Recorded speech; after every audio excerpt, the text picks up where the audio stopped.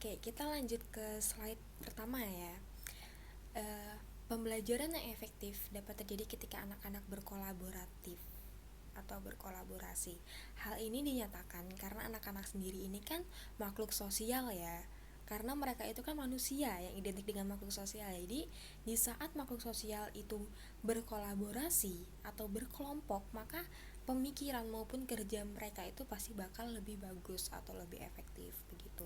Nah, di negara Amerika sendiri, mereka itu lebih menekankan kepada muridnya atau kepada siswanya secara individu dibanding kelompok begitu. Nah, pemikiran kolaboratif ini sendiri baru-baru ditekankan atau baru-baru muncul sebagai tema penting dalam pendidikan Amerika. Nah, di bab ini bakal fokus pada pemikiran kolaboratif yang dianjurkan oleh pendekatan konstruksi sosial gitu. Lanjut ya.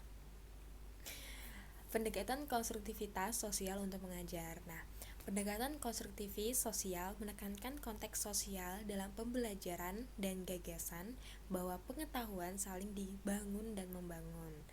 Keterlibatan dengan orang lain menciptakan peluang bagi siswa untuk mengevaluasi dan memperbaiki pemahaman mereka. Jadi, yang dimaksud dibangun dan membangun itu adalah di saat kita berkelompok pasti kan kita kan menyampaikan aspirasi ya, atau menyampaikan pendapat atau saran. Maka aspirasi kita sendiri ini pasti kan akan dikomentari atau diberi saran maupun kritik oleh anggota kelompok kita yang lain kan. Nah, hal ini bertujuan untuk hasil yang lebih efektif atau hasil yang lebih sempurna.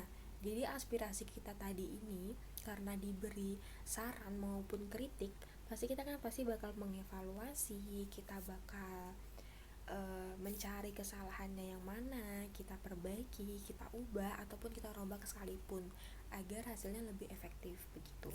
Nah, ada juga nih di bab ini secara garis besarnya ada dua tokoh yang bakal kalian temuin, yaitu yang pertama adalah Paiji. Saya kurang tahu sebenarnya cara penyebutannya gimana, tapi saya sebut saja Paiji. Nah, dalam pendekatan kognitif Paiji, siswa membangun pengetahuan dengan mengubah, mengatur, dan merombak kembali pengetahuan dan informasi sebelumnya begitu. Jadi ini sama ya yang kayak pengertian yang di atas, bahwa di saat kita menyampaikan aspirasi, pasti kita akan mendapatkan komentar maupun saran dari tim atau anggota kita yang lainnya, sehingga kita akan mengubah, mengatur, dan merombak kembali pengetahuan atau aspirasi kita sebelumnya begitu agar lebih sempurna begitu ya. Nah, tokoh yang kedua adalah Vygotsky. Pendekatan konstruktivis sosial Vygotsky menekankan bahwa siswa membangun pengetahuan melalui interaksi sosial dengan orang lain.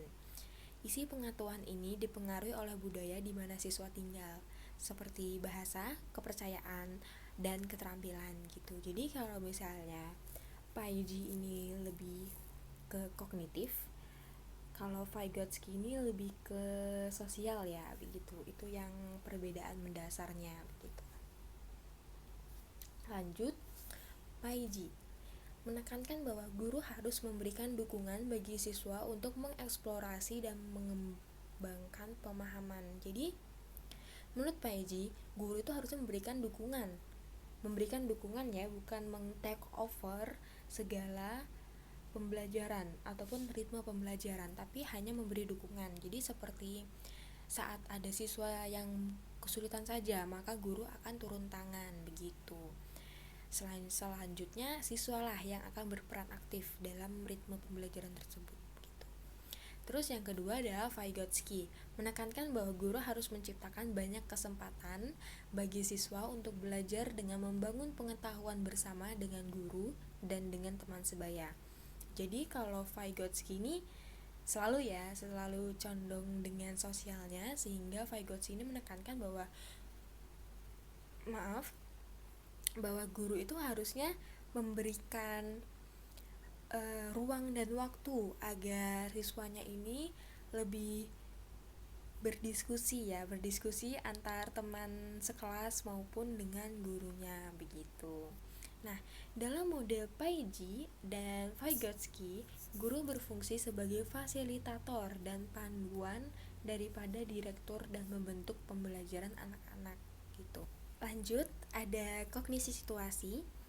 Pengetahuan tidak dapat dipisahkan dari konteks atau situasi di mana ia diperoleh. Pembelajaran selalu terhubung dengan budaya, tempat, aktivitas, atau situasi sosial gitu. Ini tuh seperti di saat kita ujian praktek ya. Kita kan pasti bakal lebih paham dengan materi di saat kita bukan ujian praktek, tapi saat kita praktek gitu kan, dibanding kita hanya belajar dari buku atau belajar teori-teorinya saja begitu kan. Nah, inilah dimana kognisi situasi ini berperan dalam hal ini, dalam praktek, karena untuk memperluas pengetahuan atau pemahaman siswa itu kita tuh dengan langsung terjun begitu. Jadi misalnya begini, untuk membuat para siswa paham dengan apa itu gunung berapi, maka siswa itu bakal dibagi. Beberapa siswa akan menjadi ilmuwan dan beberapa lagi akan menjadi tim evakuasi. Beberapa orang atau siswa yang menjadi ilmuwan, mereka akan mencari tahu apa itu gunung berapi, bagaimana gunung berapi itu bisa meletus, atau ciri-ciri gunung berapi itu aktif, atau apa saja struktur tanah yang ada di gunung berapi. Itu semuanya tim atau siswa yang berperan sebagai ilmuwan lah yang mencari tahu, dan sebagiannya yang sebagai tim evakuasi akan melaporkan apa yang terjadi di TKP begitu. Jadi dengan hal ini siswa itu bakal lebih paham begitu, karena mereka merasa bahwa mereka tuh langsung terjun begitu, sehingga mereka lebih menggali informasi itu juga lebih enak begitu, karena mereka tuh memposisikan dirinya tuh sebagai ilmuwan maupun tim evakuasi begitu. Lanjut, guru dan teman sebaya sebagai kontributor bersama dalam pembelajaran siswa. Yang pertama ada perancah. Perancah diilustrasikan sebagai teknik mengubah tingkat dukungan selama sesi pengajaran. Guru atau teman sebaya yang lebih maju dari siswa lainnya menyesuaikan jumlah bimbingan agar sesuai dengan kinerja siswa saat ini. Jadi perancah itu kayak yang ada saat orang mau bangun suatu bangunan ya. Nanti coba dikasih contoh perancah. Jadi perancah tuh kayak gini ya kalau di bangunan ya.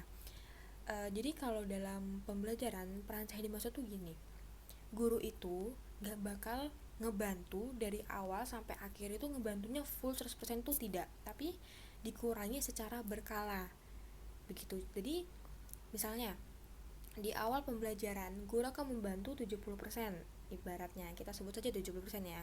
Terus semakin lama pembelajaran ini dimulai atau diajarkan, maka guru akan memberikan bantuan itu semakin dikit. Guru atau teman sebaya ya, itu akan semakin dikit. Jadi misalnya yang pertama ada 70%, maka akan dikurangkan jadi 50%, jadi 40%, jadi 30%, sampai akhirnya tidak memberi dukungan sama sekali. Jadi dia hanya memantau begitu. Lalu yang kedua ada masa belajar kognitif. Psikolog perkembangan Barbara Rogoff menekankan bahwa alat pendidikan yang penting pada masa kognitif suatu teknik di mana seorang ahli memperluas dan mendukung pemahaman pemula dan penggunaan keterampilan budaya.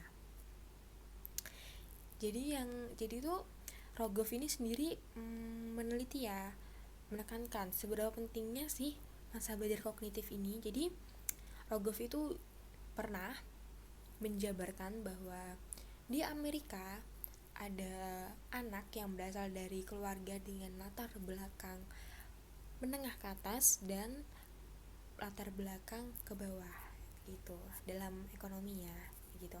Nah, biasanya anak yang memiliki latar belakang keluarga yang menengah ke atas, mereka akan diajarkan membaca buku bergambar maupun diajak belajar secara verbal itu sejak kecil, jauh hari dari saat mereka masuk TK begitu.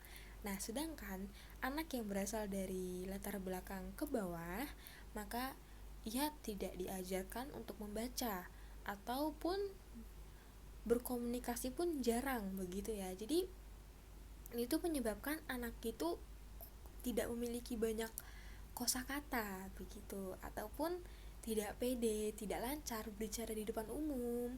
Kita lanjut. Bimbingan belajar. Bimbingan belajar pada dasarnya adalah magang kognitif antar seorang ahli dengan seorang pemula. Pengajaran individu adalah strategi yang efektif yang menguntungkan banyak siswa, terutama mereka yang tidak berhasil dalam satu mata pelajaran. Nah, bimbingan belajar ini banyak cabangnya. Salah satunya ini, pembantu kelas, relawan, dan mentor. Beberapa program bimbingan individu telah dikembangkan. Program Reading Recovery menawarkan sesi tutorial harian selama setengah jam. Sistemnya adalah satu persatu untuk siswa yang mengalami kesulitan belajar membaca setelah 1 tahun pengajaran formal. Nah, Reading Recovery ini dengan cara ia diajarin itu sesi tutorial harian selama setengah jam. Jadi dia tuh sekali pertemuan tuh hanya 30 menit saja, tetapi diajarinya tidak langsung banyak orang, tapi mereka satu persatu. Jadi anak tersebut dengan gurunya begitu. Jadi itu bakal lebih efektif ya di saat kita tuh belajar tidak banyak orang ada di ruangan itu. Begitu. Lanjut. Yang kedua ada tutor sebaya. Tutor sebaya lintas usia biasanya bekerja lebih baik daripada tutor sebaya yang seusia. Teman sebaya yang lebih tua lebih cenderung terampil daripada teman yang sama gitu. Nah, tapi bimbingan oleh teman sekelas dengan usia yang sama cenderung mempermalukan seorang siswa dan menyebabkan perbandingan sosial yang negatif. Nah, dalam beberapa kasus, les memberi manfaat bagi tutor dan tute. Mengajarkan sesuatu kepada orang lain adalah salah satu terbaik untuk mengajar. Nah, sebelumnya ingin meluruskan bahwa tutor itu orang yang mengajar dan tute itu adalah orang yang diajar atau murid begitu ya. Ada nih peer assisted learning strategies diciptakan oleh John F. Kennedy. Nah, di PALS ini tadi singkatannya PALS ya. Di PALS guru mengidentifikasi anak-anak mana yang paling tepat untuk membantu anak-anak lain mempelajari keterampilan itu. Jadi begini, dalam kelas tersebut guru itu akan memilih gitu kan. Kisahnya si A akan dipasangkan dengan si B. Si A ini sangat terampil dalam matematika, tapi ia lemah dalam hal sejarah, sedangkan si B ini dia lemah dalam matematika, tetapi ia sangat terampil, sangat bagus dalam sejarah begitu. Maka si A dan si B ini akan disatukan, akan dipasangkan agar si A itu mengajarkan si B dan B juga akan mengajarkan si A begitu. Jadi tuh program PALS ini tuh lebih menekankan bahwa setiap individu tuh akan pernah berperan sebagai pengajar maupun yang diajar begitu. Nah, lanjut. Ada online tutor sebaya. Biasanya dimulai dengan guru yang melibatkan siswa dalam bimbingan online. Nah, Microsoft Peer Coaching menggabungkan teknologi dan pelatihan sebaya bagi guru sendiri. Penekanan penting dalam program Microsoft adalah meminta guru melatih guru lain dalam menggunakan teknologi untuk meningkatkan pembelajaran siswa. Jadi begini, online tutor sebaya itu tidak hanya anak yang terampil dengan anak yang kurang terampil ya, tetapi seumurannya, tetapi juga antar guru pun juga bisa. Nah, di Microsoft Peer Coaching ini menekankan bahwa guru akan mengajarkan kepada guru yang lainnya. Jadi guru yang lebih terampil akan mengajarkan guru yang lainnya yang kurang terampil agar tahu bagaimana sih cara meningkatkan pembelajaran siswa begitu, bagaimana sih cara yang efektif. Nah, itu melalui online tutor begitu. Lanjut ke pembelajaran kooperatif. Pembelajaran kooperatif terjadi ketika siswa bekerja dalam kelompok kecil untuk saling membantu belajar. Setiap siswa biasanya belajar bagian dari unit pengetahuan yang lebih besar dan kemudian mengajarkan bagian itu kepada kelompok. Ketika siswa mengajarkan sesuatu kepada orang lain, mereka cenderung mempelajarinya lebih dalam. Nah, ini benar ya, bahwa di saat kita itu berkelompok, pasti kan kita kan akan memahami suatu kasus, maka kita akan memberikan penjelasan kepada anggota kita sendiri. Nah, semakin kita memberikan penjelasan kepada anggota kita sendiri, sebenarnya kan kita pasti kan mesti searching, mesti Google, mesti mencari tahu apa itu, sehingga kita tuh bakal lebih paham gitu kan, bakal lebih apa ya, lebih luas pengetahuannya tentang kasus tersebut begitu. Lanjut. Nah, ini ada beberapa tentang pembelajaran kooperatif. Yang pertama adalah penelitian tentang pembelajaran kooperatif. Nah, jadi tuh pembelajaran kooperatif itu sebenarnya bisa efektif asal ada imbalan grup yang dihasilkan. Nah, jadi tuh biasanya tuh kelompok-kelompok, anggota kelompok itu bakal lebih kompak di saat mereka tuh tahu bahwa ada imbalan dari tugas yang diberikan tersebut. Misalnya nih, kelompok terbaik dalam mengerjakan tugas mewarnai akan mendapatkan 3 permen mil kita begitu kan, pasti kan anggotanya bakal lebih semangat nih, karena mereka tuh punya motivasi gitu kan untuk bekerja lebih baik. Nah, dan yang kedua adalah individu yang bertanggung jawab gitu. Nah, terus ada motivasi. Peningkatan motivasi untuk belajar adalah umum dalam kelompok kooperatif. Jadi motivasi ini sebenarnya begini, individu atau siswa itu bakal memiliki motivasi secara intrinsik untuk mempelajari sebuah aljabar misalnya, di saat dia itu berkelompok atau di saat dia itu berkooperatif, dibanding dia tuh belajar secara individualis gitu.